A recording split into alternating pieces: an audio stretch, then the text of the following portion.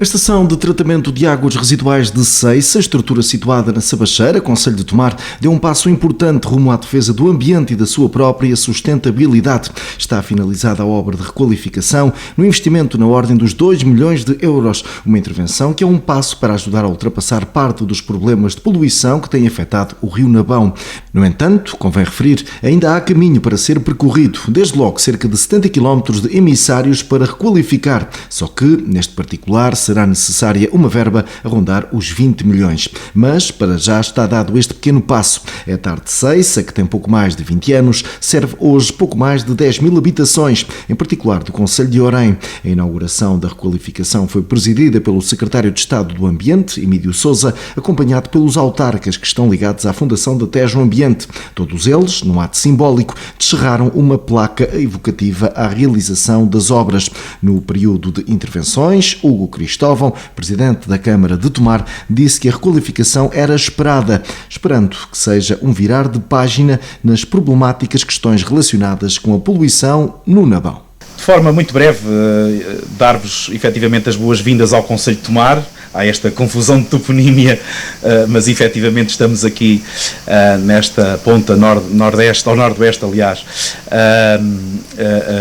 do concelho de Tomar, na freguesia da Sabacheira, para um dia feliz. Efetivamente esta obra, esta ampliação, esta requalificação da ETAR de Ceiça, que efetivamente serve o concelho de Orém, mas é também importante para Tomar, é de facto uma obra que era ansiada e que a Tejo Ambiente em boa hora levou a cabo. A nota muito breve, para além das boas-vindas, é para dizer precisamente isto. O concelho de Tomar e o nosso rio Nabão, que passa aqui tão perto, acaba por vezes sofrer com aquilo que todos sabemos, alguns episódios de poluição que têm origens diversas, mas que efetivamente, como sabíamos, a menor capacidade desta ETAR também, por vezes, para isso iria contribuindo. E, portanto, esperamos naturalmente que hoje seja o marcar de uma nova página em que esses episódios serão menores. Bem sabemos, e deixo também essa nota ao Sr. Secretário de Estado, bem sabemos que há muito ainda a fazer nessa matéria. Portanto, não será apenas, naturalmente, esta obra que poderá resolver essa situação, mas efetivamente é um contribuir, é mais um passo para essa solução que é importante efetivamente para nós, para as nossas comunidades, para de facto evitar que esses episódios aconteçam. Portanto, bem-ajam a todos, bem-aja a Tejo Ambiente, aqui na pessoa do Sr. Engenheiro Santos, por esta obra, e naturalmente vamos ao trabalho que ainda falta fazer. Seguiu-se Vera Eiró, presidente do Conselho de Administração da entidade reguladora dos serviços de águas e resíduos, que advertiu que o trabalho nunca está acabado e elogiou a junção de municípios em prol de um bem comum. Em primeiro lugar, porque se trata de uma obra que é uma obra de renovação, de readaptação, de melhoria de algo que já estava feito. E isso significa e traduz uma realidade muito constante daquilo que é o objeto da atividade de uma empresa como a Tejo Ambiente e daquilo que são estes serviços públicos essenciais de abastecimento de água e de saneamento. É que o trabalho nunca está acabado.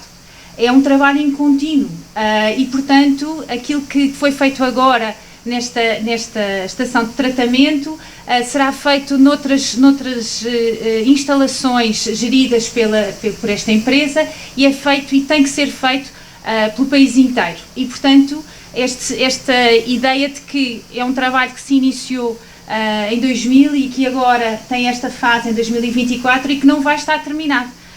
E é muito importante relembrar isto nestes serviços públicos que são também a vossa atividade e que são regulados pela ERSAR. E depois a segunda ideia que me trouxe aqui, que eu gostava de sublinhar, é a importância da junção de municípios, daquilo que significa os municípios desta zona se terem agregado.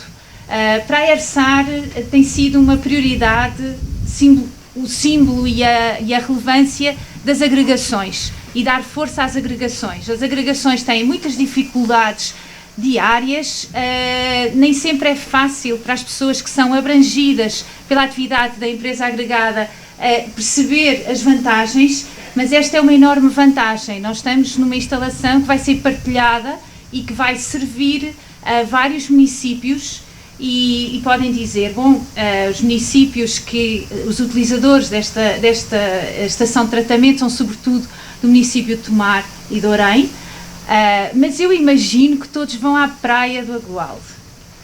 E eu imagino que toda a questão ambiental associada ao trabalho que é desenvolvido aqui por esta estação de tratamento serve muito mais do que os utilizadores que estão diretamente relacionados com esta estação de tratamento de águas residuais. E, portanto, é muito importante todo o esforço de agregação, o esforço de garantir que os meios servem a maior quantidade de pessoas possível, o esforço de garantir que as obras são tecnicamente realizadas da melhor forma possível e que têm um know-how capacitado também para isso, é algo que com uma agregação se torna mais fácil.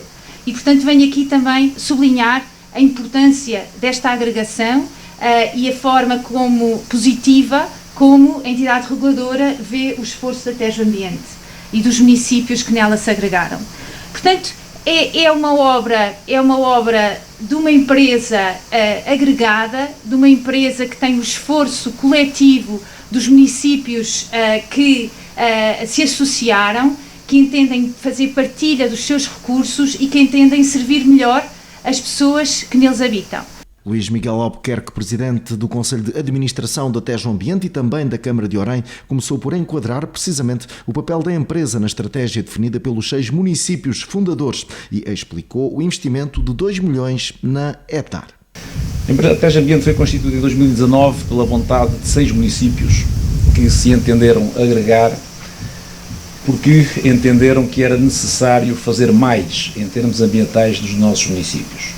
Todos nós sabemos que as câmaras municipais têm as suas áreas de ambiente, têm as suas divisões de ambiente, têm os seus técnicos do ambiente, mas uma Câmara Municipal hoje, como todos devem perceber, tem N assuntos, dossiês para tratar e, por vezes, assuntos mais importantes, como a questão do ambiente, podem ficar para trás. E essa foi uma das nossas razões pela qual entendemos que nos devíamos agregar, porque a especialização da área ambiental pareceu-nos fundamental para o sucesso e para a melhoria também do ambiente dos nossos concelhos.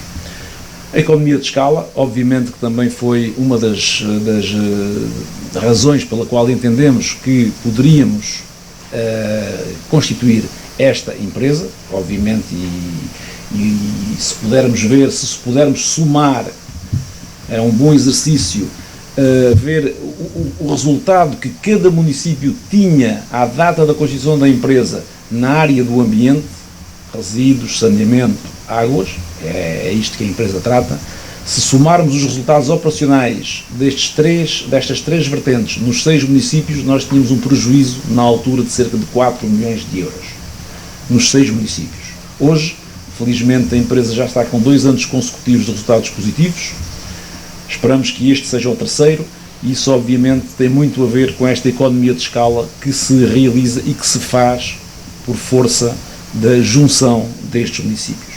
E, obviamente, também um terceiro fator que também não deixou de ser fundamental para que nós nos agregássemos, que tinha a ver na altura com o acesso a fundos comunitários que o governo anterior apenas permitia que fossem realizadas por empresas agregadas.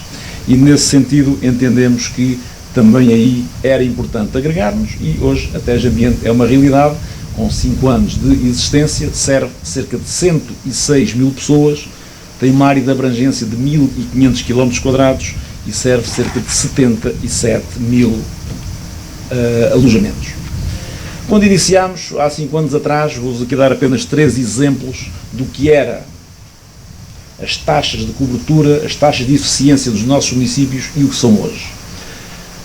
Taxa de cobertura de saneamento, 43% era a taxa que tínhamos em 2019 nos 6 municípios. Hoje estamos nos 52% e temos a ambição de chegar a 2030 nos 60%. Água não faturada. Em 2019, o total de água faturada que entrava nas condutas da TEG Ambiente dos diversos municípios, 56% não era faturada. Hoje estamos nos 39% e, portanto, já melhorámos cerca de 17% e queremos, em 2030, atingir os 30%. Afluência indevida para tratamento. Em 2019, 172%, ou seja, 72% da água que era tratada, dos efluentes que eram tratados nas hectares, eram fruto de afluências indevidas. Hoje estamos nos 116% e, obviamente, que a nossa ambição é que possamos chegar aos 100% daqui a mais algum tempo. Nestes 5 anos foi possível realizar cerca de 29 milhões de investimento, em 5 anos, sendo que dos 29 milhões, 20 milhões em saneamento e também aqui nesta hectare, 6 milhões nas redes, na melhoria das redes de água e 3 milhões na eficiência hídrica. Destes 29 milhões, tivemos a oportunidade de receber de fundos comunitários cerca de 14 milhões, tendo ainda a expectativa de podermos receber mais cerca de 1 milhão de euros, fruto também das boas condições e da eficiência, da boa execução que tivemos durante este período. Cumprimos na íntegra aquilo a que nos tínhamos proposto, os prazos foram cumpridos e por isso estamos neste momento, junto do POSEUR, a enviar documentação no sentido de procurar que tenhamos acesso a cerca de mais 1 milhão de euros para efetivamente podermos ter acesso a esse valor.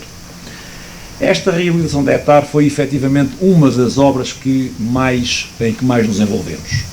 Investimos aqui cerca de 2 milhões de euros, toda a maquinaria, todo o miolo, digamos assim, da hectare foi remodelada, só ficaram as paredes, digamos assim, porque, como já aqui foi dito, era uma hectare que tinha mais de 30 anos, 22 anos, e que necessitava urgentemente de intervenção.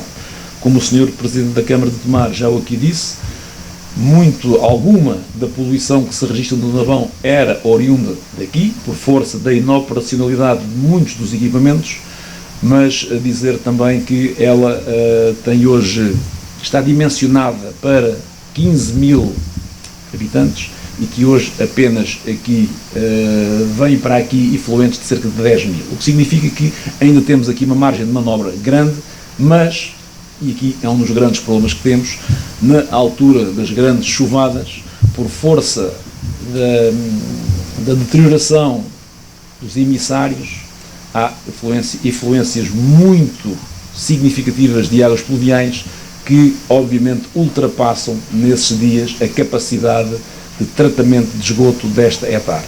Ela tem uma capacidade de 2.100 metros cúbicos por dia. Hoje, como disse, em condições normais, está muito aquém daquilo que ela pode tratar, mas nesses dias de chuva ela ultrapassa e, obviamente, que nessas situações é impossível que a hectare consiga tratar e é por isso que é também fundamental que nós possamos reabilitar todos estes emissários, e são cerca de 70 quilómetros que aqui chegam. Estamos a falar de um investimento de cerca de 19 milhões de euros que é necessário fazer para que estes emissários todos fiquem em condições e para que a hectare possa, então sim, efetivamente trabalhar de acordo com aquilo para que está dimensionada e de acordo com os verdadeiros efluentes que aqui chegam e que, por vezes, como já vos disse, são muito superiores por força das águas pluviais. A empresa, como vos disse, tem 5 anos, temos vindo a trabalhar e com ambição de mais investimento, porque os nossos concelhos precisam efetivamente de muitos investimentos. Não só em termos de redes de saneamento, como já vos disse, temos uma taxa de cobertura muito baixa, como também na reabilitação das diversas condutas de água para evitar as percas de água. Há pouco referi que quando começámos a atividade de 56% de água não faturada, hoje estamos em 39%, muito por fruto destas realizações que já foram feitas, mas essencialmente fruto das substituições de contadores que temos vindo a realizar na empresa. Nós, quando chegámos, mais de 50% dos contadores tinham mais de 20 anos de existência. E, obviamente, esses contadores não são eficientes. Hoje, já substituímos mais de 10 mil contadores, é um trabalho que temos vindo a realizar, e hoje de manhã falávamos isso no Conselho de Administração, é talvez o investimento mais importante que temos que continuar a fazer, porque isso obviamente traz-nos mais eficiência, traz-nos menos desperdício, e isso já se nota muito nas nossas contas e também na eficiência que temos. Como sabemos, a maior parte da água que abastece estes concelhos vem através das entidades em alta. Nós pagamos a cerca de 65 cêntimos por metro cúbico de aquisição de água, e obviamente que parte, no início 56%, agora 39% dessa água que adquirimos é, deixem-me perder uma expressão, dinheiro deitado ao lixo, porque perde-se nas condutas e não é faturado ao cliente, e é uma ineficiência que queremos, obviamente, continuar a combater. E é por isso que nós temos previstos para os próximos anos, até 2030, no nosso plano de investimentos, cerca de mais de 36 milhões de euros de investimento nas reabilitações, mais o METAR, do Alto do Navão, também aqui bem perto, redes de saneamento, emissários novos, também já aqui falei, e na reabilitação das diversas redes de água. É, efetivamente, uma ambição grande, mas ela só poderá ser possível, obviamente, se pudermos ter acesso a fundos comunitários, que são fundamentais para que possamos continuar a investir neste tipo de infraestruturas. Desafios. Obviamente que os desafios são grandes, e eu queria aqui, aproveitando também aqui a presença do Sr. Secretário de Estado, para lhe dizer, o Dr. Vera Aró já aqui falou na vantagem das agregações, que as agregações são importantes efetivamente, mas continuamos a ter aqui algumas situações de desvantagem em relação aos municípios e outras entidades que se dedicam em exclusivo a esta área. Por exemplo, o regime fiscal das entidades agregadas. Nós pagamos IUC, nós pagamos IRC, nós pagamos imposto de selo. Só para termos uma ideia, nestes 5 anos a empresa pagou cerca de 300 mil euros nestas 3 áreas, que se fosse câmaras municipais não pagaria. Obviamente que 300 mil euros numa empresa com estas características faz toda a diferença, e portanto eu acho que é um assunto que temos, que o Governo, juntamente com a autoridade tributária, terá que procurar resolver, equiparando aquilo que se paga numa empresa intermunicipal com aquilo que se paga numa Câmara Municipal ou numa entidade gestora deste tipo. O acesso ao financiamento, nós não conseguimos também chegar ao BEI, ao Banco de Investimento, porque os valores que nos são exigidos são muito altos e as entidades não têm condições de poder aceder, e portanto também é uma situação que também, na nossa opinião, deveria ser revista, como também a questão do fundamental, que eu acho que também poderia, se houvesse condições para isso, também poder ajudar a financiar nestes inícios de atividade. Eu recordo que durante 2 anos o fundamental também ajudou a financiar algumas despesas das agregações, e já nos últimos 2 anos isso não aconteceu, e portanto também deixava aqui este repto ao Sr. Secretário de Estado para que terem atenção, e se houver condições para que o fundamental também possa continuar a permitir que estas entidades possam ter também aqui alguma majoração em termos de apoios. E depois, obviamente, a questão da dependência das entidades em alta, que é não só das entidades agregadas, mas também das câmaras municipais. Já há pouco falávamos nisso com o Sr. Secretário de Estado na sede da TEG Ambiente, que é efetivamente de valores que estão a sobrecarregar e de que maneira estas entidades, que depois, infelizmente, têm que ser refletidas nas tarifas com aquilo que todos nós não gostamos, com o aumento de tarifas dos nossos consumidores. E, portanto, são aqui algumas situações que eu aqui deixava para reflexão, que me parecem importantes, e que o Governo, a SAR, as entidades do setor devem se preocupar, sob pena de que as entidades agregadas possam não ter futuro, e nós queremos que elas tenham futuro. Emílio Sousa, Secretário de Estado do Ambiente, fechou o período de intervenções e elogiou a política de agregações entre municípios, como acontece com a TEG Ambiente, considerando-as como vantajosas. Nós temos a intenção deste Governo, e já está em processo de revisão legislativa, permitir que os municípios que não estejam agregados que se possam candidatar, porque faz parte da autonomia municipal decidir o que quer fazer. Cada Câmara, cada Presidente de Câmara, cada Executivo é que sabe o que é melhor para o seu território. Agora, eu não tenho dúvidas, absolutamente nenhuma que as agregações são vantajosas. E, como eu tenho a certeza que Portugal hoje tem um conjunto de presidentes de Câmara perfeitamente preparados para perceber o que é melhor e o que não é para o seu território, eu tenho quase a certeza absoluta que as agregações vão acontecer naturalmente. Portanto, mesmo o anterior governo, que incentivou muito as agregações através das candidaturas a fundos comunitários, fez-o com uma intenção boa, mas nós entendemos, e também foi uma reclamação da Associação Nacional de Municípios, que não devíamos cortar esse direito a qualquer município se o quisesse fazer. Agora, que a agregação nos territórios de baixa densidade é fundamental para a sustentabilidade económica dos sistemas, eu não tenho dúvidas. Nos territórios de alta densidade, principalmente aqueles municípios junto ao litoral, onde há mais habitantes, naturalmente que o município de per si consegue fazer face aos investimentos e consegue, através da tarifa, cobrar esses valores e financiar-se. Eu costumo dizer, enquanto que eu em Lisboa faço 1 km de rede e provavelmente sirvo 10.000 pessoas, aqui se calhar faço 1 km de rede para servir uma casa ou duas, não é? Portanto, há aqui realidades completamente diferentes e por isso a agregação faz todo sentido. Ainda mais nas águas residuais, porque normalmente o metar está numa bacia hidrográfica, maior ou mais pequena, em que depois drena para o rio. Muitas vezes o rio atravessa vários municípios, as condutas atravessam, os emissários atravessam vários municípios, faz todo sentido esta agregação. Mas queria dar esta nota que a agregação, em minha opinião, é recomendável, é aconselhável, mas deixamos isso à liberdade de decisão de cada município, na sua autonomia que tem os municípios nesta área. E deixem-me dar uma outra nota, porque penso que também é importante transmitir isto da política do Governo, que o Governo atual está a prestar uma atenção muito, muito grande à questão da água.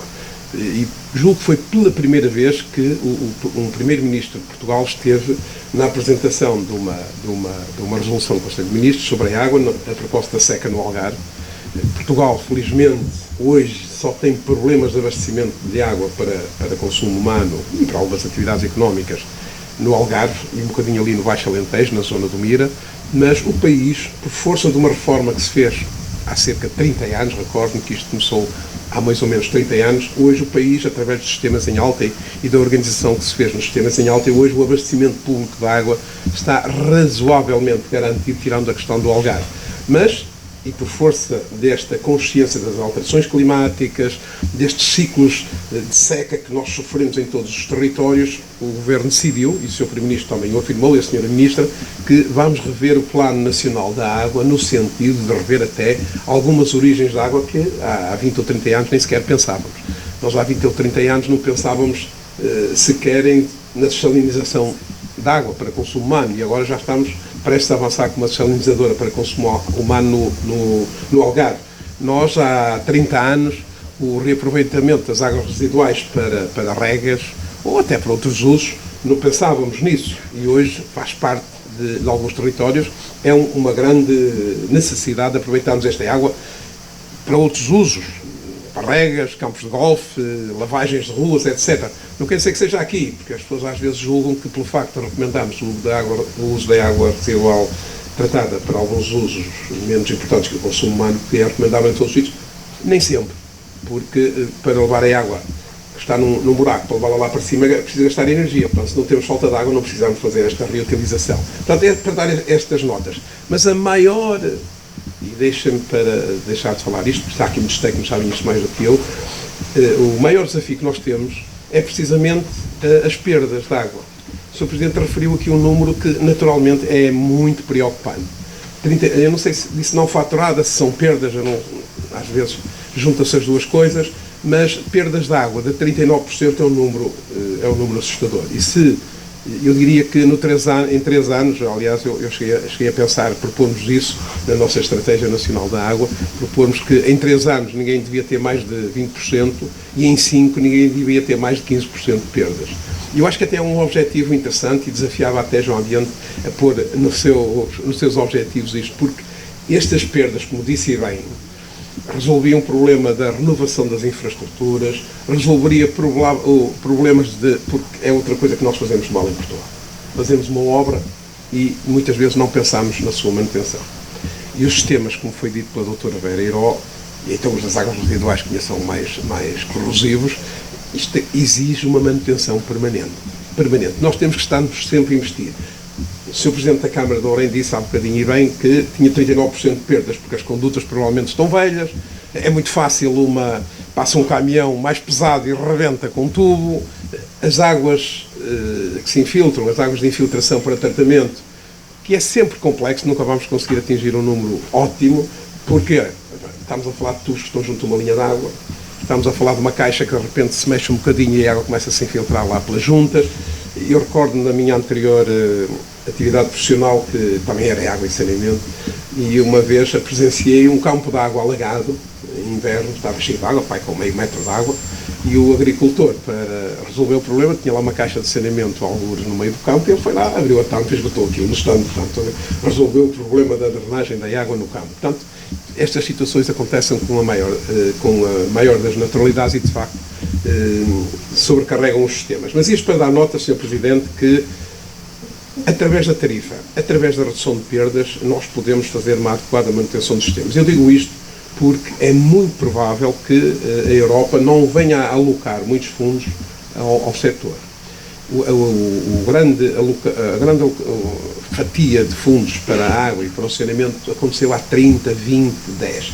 E a Europa, entretanto, veio definindo novos objetivos, e a água e saneamento, como já repararam nos fundos comunitários, agora só estão nos fundos regionais, já estão, com exceção do PAX, para o litoral, já há muito menos verba, e houve aqui uma grande pressão do Governo para que se metesse algum dinheiro. Portanto, eu acredito que nos próximos anos não possa não haver fundos, portanto, os sistemas têm que gerar receita para assegurar a sua manutenção. Embora, e deixem-me dar esta nota, a Sra. Ministra do Ambiente, a professora Maria da Graça Carvalho, está a fazer um grande trabalho nesse campo.